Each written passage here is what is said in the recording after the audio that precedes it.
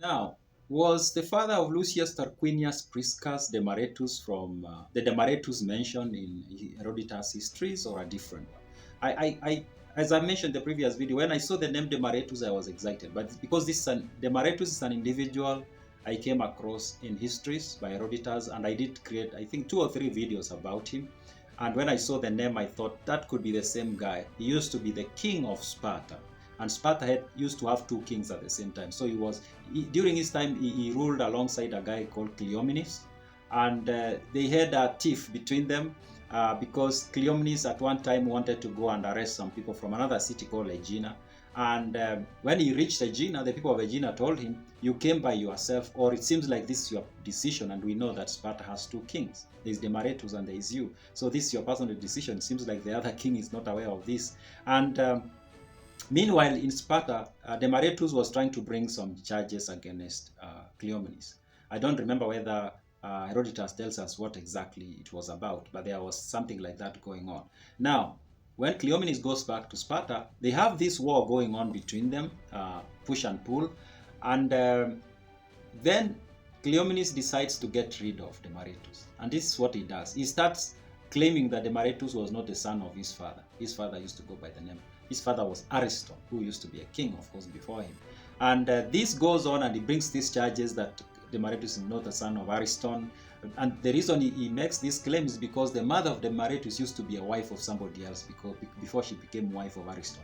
And before Ariston married the mother of Demaratus, Ariston had married 2 other women, and they never gave birth. They never had kids. So when he gets that wife, who used to be a wife of his friend, in fact, she becomes expectant almost immediately, and she gives birth. When she gives birth, Herodotus tells us that Ariston gets the news while he's seated with, I think, a council of elders, something like that. And when he's told, a messenger tells him, "Your wife has given birth to a baby boy," he says, "That child is not my child."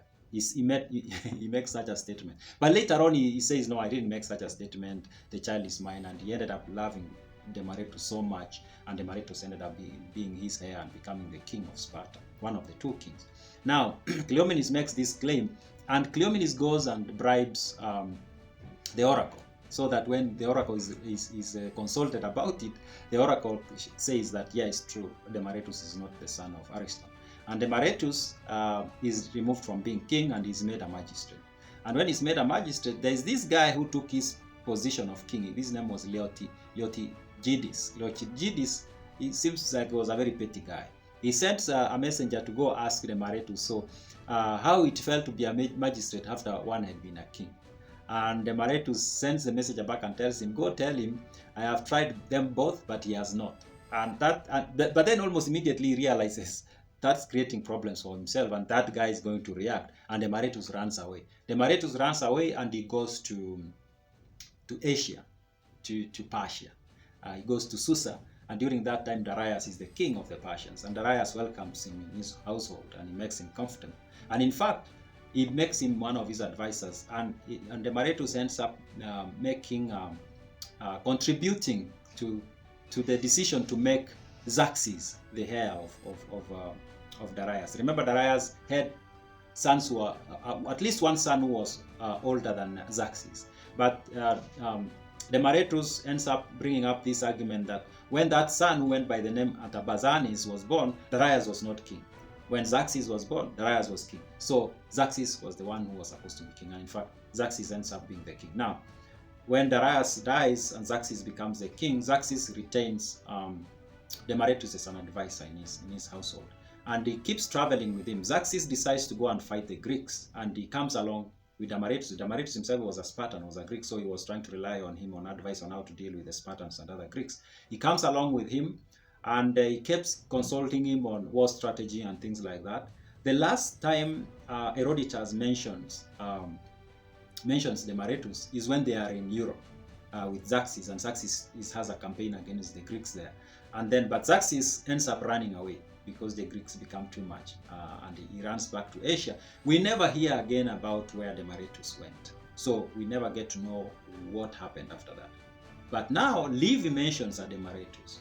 And indeed, Livy says categorically that this Demaratus had left home because of political upheavals. That's what Livy says. But now, when I read Demaratus, who ran from home because of political upheavals, my mind went to the Demaratus from Sparta.